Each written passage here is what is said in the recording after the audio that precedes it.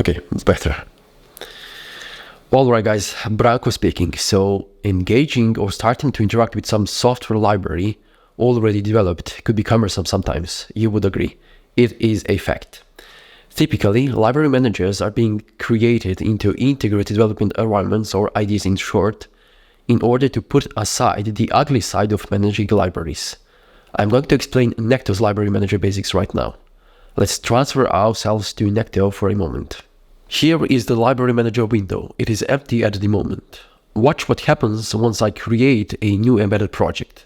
A list shows up, a list of libraries. This set of libraries that you see right now, those come alongside NECTO installation process. Those are basically pre-installed once you finish the installation of NECTO Studio on your computer machine. Don't worry about all of those libraries. I will explain all of them when the time comes. Right now, I will be showing you how the day-to-day interaction between you as a developer on one side and a library manager on the other side looks like. One of the simplest ways to get into interaction with a library manager is to pick a simple library, check it out, test it on real hardware, and build your way up from that point. Because we speak embedded language, one of the simplest embedded libraries by far is the General Purpose Input-Output Library, or GPIO in short. Basically, GPIO libraries are dealing with voltage levels on a microcontroller pins. In essence, are we having a low voltage or high voltage on a microcontroller pin? That is it. I'm going to enable it, and my project instantly reconfigured itself. CMake lists file had been modified to be precise. Those two lines have been added automatically. Find package command is about bringing the GPIO library into build process of the entire project. Target link libraries command is about supplying this GPIO library, object archive to be precise, to the linker. One thing I wanted to emphasize is the lower right corner of the NECTO while I was enabling this GPIO library. Pop-up window showed up, which tells me to copy this library's alias and include it wherever I need. For the time being, I'm going to include this GPIO library alias into main.c file. Okay, remember one thing, from this point on, I'm able to use GPIO library in my project. And let's confirm that statement I just said on a real hardware by writing some basic GPIO example. And one would think, bloody hell, how can I find functions, methods I could use to get the GPIO activity on some microcontroller? And where are the GPIO types I can declare and define in order to get the light emitting diodes to blink? I'm glad you asked.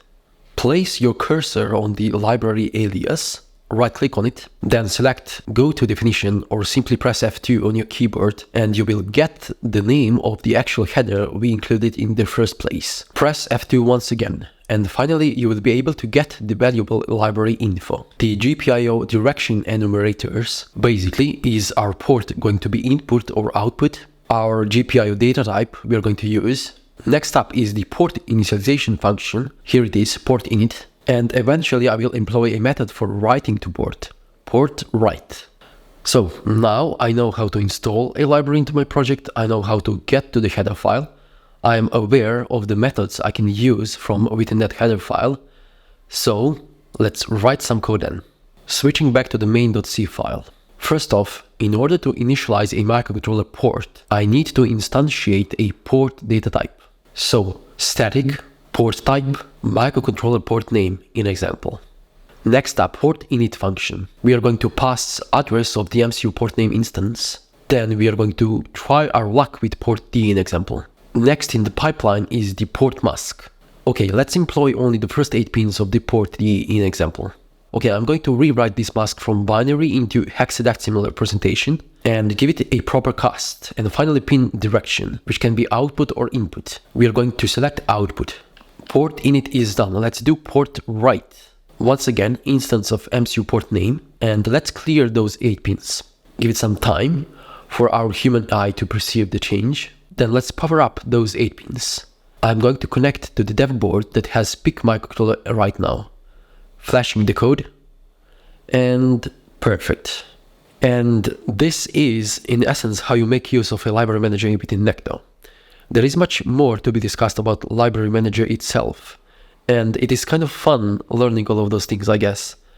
But I have to leave it for the next episode, in which, by the way, I'm going to mix things up a little bit. I will try to insert a library which is not a part of NECTO's library portfolio per se. So stay tuned. Thanks for watching, and until the next one, bye.